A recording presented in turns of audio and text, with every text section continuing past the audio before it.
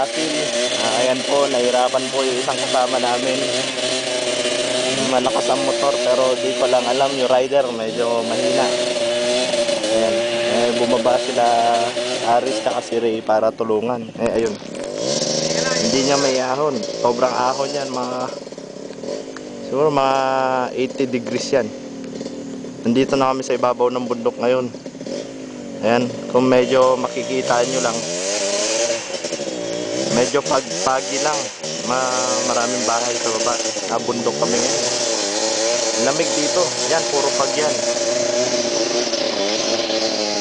Yung mga motor nila, ano mo, hindi makaahon. Tabingin na ngayon number plate.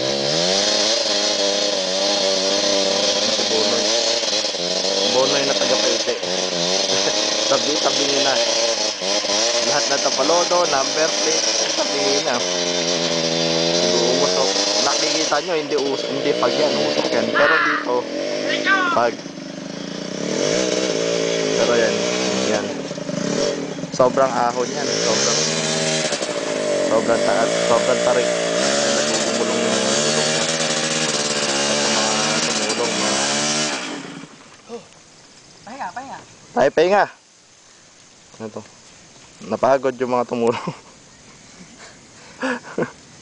Lawit ang dila. Yan, nasa tuktok kami ng bundok ngayon.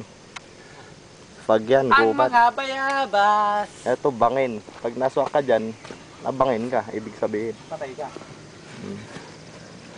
Ito si Bayabas na Ray. Bayabas na Aris. Pare, Ito si... mo nga yung numero kung pantay pa. Wala na, tabingin na yung number. Tabingin na yung mga number plate. Ito, rider niya, no? Natae. Tumatae na. Iniwan na kami ng mga kasama namin. Kanina madami kami, may mga kasama kami kanina, iniwan namin. Mga iwanin.